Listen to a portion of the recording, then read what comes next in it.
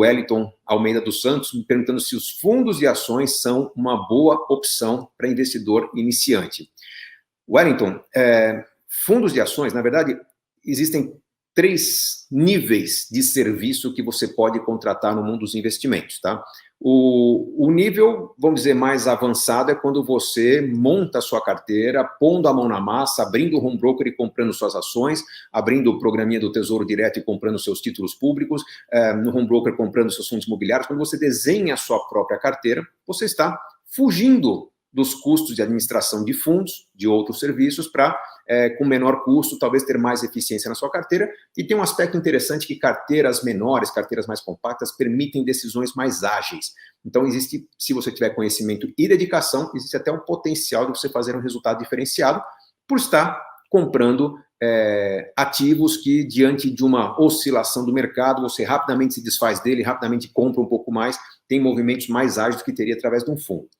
Para quem não tem o tempo para se dedicar, ou para quem não tem o conhecimento necessário sobre home broker, sobre ações, sobre títulos públicos, qual que é o serviço recomendado? É aquilo que você me perguntou, Wellington, são os fundos de investimentos, que podem ser fundos de ações, que podem ser fundos multimercado, começando pelos mais arrojados, né? Quando está falando de ações, a gente tem...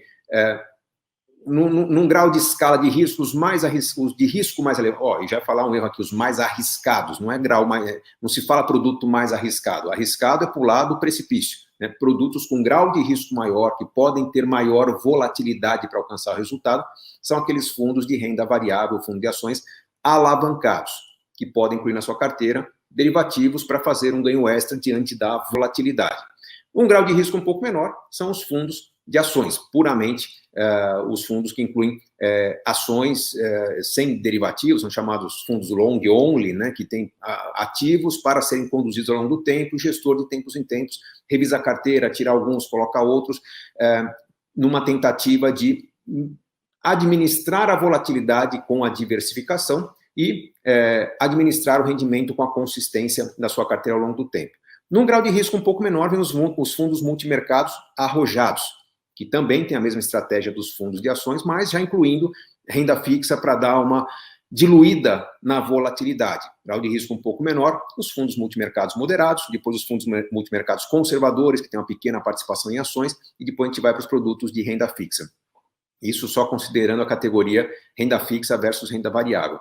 Wellington, para quem está começando, os fundos são altamente recomendados, porque enquanto você está entendendo como é que funciona o mercado, você já pode comprar uma composição de fundos de renda fixa mais fundos de ações, ou, mais simples ainda, comprar logo um fundo multimercado e colocar todo o seu dinheiro em 1 ou 2 fundos, em que 1 ou 2 gestores vão cuidar de tentar administrar para você os ganhos, os possíveis ganhos no mercado, para te entregar um resultado a médio e longo prazo. Alguns vão dizer, mas paga a taxa de administração. É o preço que você paga para que prestem para você o serviço. Não é só serviço de seleção de carteira, serviço de seleção de carteira, de liquidez ao resgatar, de simplificar todo o processo tributário para quem investe em fundos. A única preocupação com o imposto de renda é receber um relatório da sua posição dos rendimentos no ano e copiar aqueles dados na declaração de imposto de renda. É uma folha de papel ou 2, né, depende do patrimônio, enfim, que você vai transferir para a declaração de imposto de renda.